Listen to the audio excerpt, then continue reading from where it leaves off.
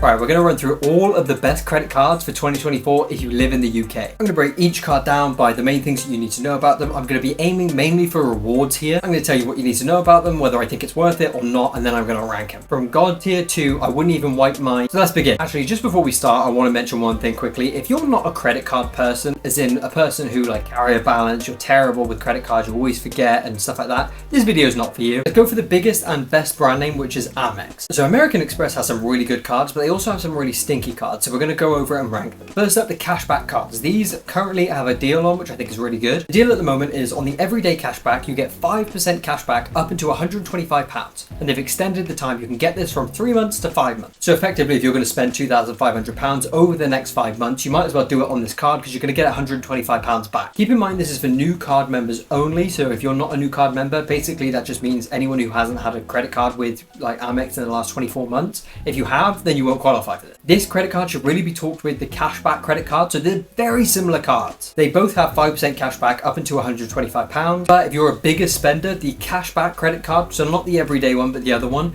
that one has a £25 annual fee, but if you spend more than 10 grand, that one will be better for you. Comparing them both side by side, they look very similar to start out with, up until you spend 10 grand. If we're comparing both cards, this one gives you 0.5% cashback, and this one gives you 0.75% cashback, but this one has a £25 annual fee, so that basically they equal out. After you spend 10 grand, you get 1% cashback, or you get 1.25% cashback. So every 10 grand is probably better to spend on this one. These are pretty solid. I'll put them in this category here for now. Amex also have a gold card. This is very different to the point system we just talked about there. You get 20,000 points as a bonus, basically when you start, if you spend £3,000 in the first 3 months. These are Amex points though. From there, every £5,000 you spend on the card, you'll get 2,500 points, and this is maxed out at 12,500 points. You also get 4 free visits to lounges every year, and you also get 2 £5 vouchers on Deliveroo stuff when you pay more than £5 on Deliveroo every month. If you hit that reward, the one that advertising of £3,000 in the first 3 months, you'll get 23,000 points total. 23,000 Amex points translates to £115 in vouchers, basically like Amazon and M&S and places like that. Or you can get 23,000 Nectar points, or you can get 23,000 Avios points, or you can translate these to like Virgin Air miles. It's free for the first year, and every year after that, it's got a steep fee of £195. I'm going to put this in like the meh tier because it's really not that great. Quite expensive after the first year, and you're not really getting that much for it. You could just use the regular everyday cashback ones we talked about at the start, and that would give you £125, and that's just cash back. Like you can spend that £125 anywhere you want, whereas this would only give you £115 in vouchers. It doesn't seem that worth it. And if you got the gold card, it would then block you from getting this one and getting the bonus that this one provides at the moment for first time like Amex users. The other main American Express cards that they have are the BA American Express. So these are 2 cards, the POVO one and the one you have to pay for. The main benefit with these is instead of getting Amex points, you get Avios points. Although these are Avios points, you can actually translate them to other airlines and other point systems, and if you do that in certain times of the year, you can actually get more points for doing that. And not only are they doing flights, they also have like, I know they're connected with Laithwaite Wine, so you can actually like buy wine through Avios. So it's not exclusively a BA thing. If you want to get money off flights and holidays and you fly with BA a lot, or you're based around London, so you will be flying with BA a lot, I recommend you get the premium card. It's a £250 annual fee, which is kind of steep, but it gives you 25,000 Avios points as soon as you start up. And also during certain parts of the year, they'll do a bonus. So I remember in 2022, they had it so that it would give you 50,000 points if you were a new card member. So maybe keep an eye out on that and see if they do that. They'll usually do that twice a year, which is familiar for you, hey? But also you don't have to use the points on like flights specifically. You can transfer them to other things. They are probably just best used for them. You'll always have to pay for flights, even if you like can pay it all on points. You'll still have to like pay tax and stuff, but it definitely can help subsidize some of the flights you will take. Those are the main cards from Amex. They have the platinum card, but I'm not going to talk about that. I don't think it's that great, if I'm honest. If you lived in the US, it may be a different story because they have a lot of Centurion lounges and stuff like that. But while we live in the UK and Europe and everything, it's kind of useless. Not useless, but just not that helpful. American Express do have some smaller cards, ones that are like partnered with Marriott, and there's one I think for Nectar points. If you're a loyal customer to Marriott hotels, stay in them a lot, then maybe have a look at those, but I'm not going to talk about that much, and I don't think their rewards are that great for most people anyway. So I'll put them in this tier for now. Now, moving away from American Express, there's not many other brands in the UK, which is kind of upsetting. If you're in America, there's so many better cards you can have. Chase cards look amazing. Capital One Venture X credit card looks insane. We don't get access to them, so I'm not going to talk about it. In the UK, there's a lot of different balance transfer ones, like credit cards that you're looking for, so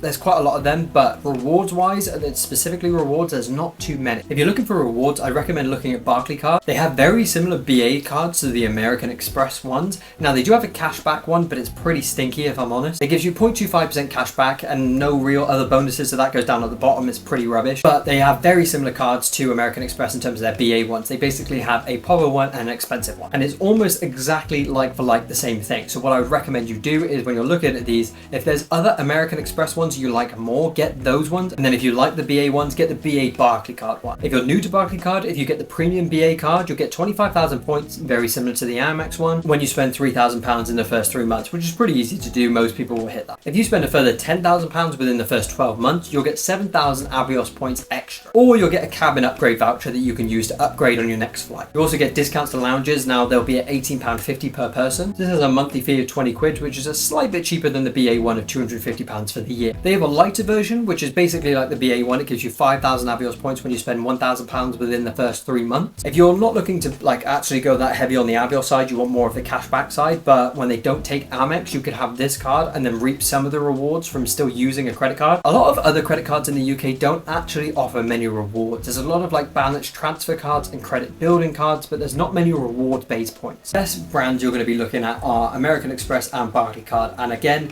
American Express take the cake on these. If you want the ultimate card lineup, what I would personally go for is either, if you're not a big spender but you still want some rewards for what you're spending on, I would get the light version, so the everyday spending card for Amex, and then I would also get the Barclaycard, the light version for the BA one. It basically means anywhere that you can't get cash back, you could then just spend on that and rack up some points for like flights eventually. If you spend more throughout the year, maybe you spend 20 or 30,000 throughout the year, I would recommend you bump them up, because you're just leaving money on the table for the cashback at Amex one. 1.25% versus 1% actually adds up quite a bit after you spend 10, 20, 30, 40, 50 grand. Santander do actually have some credit cards. They have two main ones. They have the Santander World Elite. It's very fancy because it has the word elite in it, but if you actually read all the benefits and stuff, it's not really that great. It's 0.5% cashback, and that is a max of £10 a month. You get access to MasterCard's Airport Track Fast Track for security. You get global data roaming. You get access to 1,400 lounges with lounge key, but it is £15 every month. So that 10% cashback is actually not really helping you that much because it costs you £15 anyway. Honestly, I'd argue that you're actually better off getting the American Express credit card and then basically buying the Priority Pass lounge, which is like 60 quid for the year, because then you'll get access to Centurion lounges and you'll like get access to most other lounges. So if that's what you're looking for, that's probably a better way of doing it, especially because 0.5% cashback compared to 1 or 1.25% cashback, it's gonna lose. This card only really makes sense if you're traveling a lot and you want to get like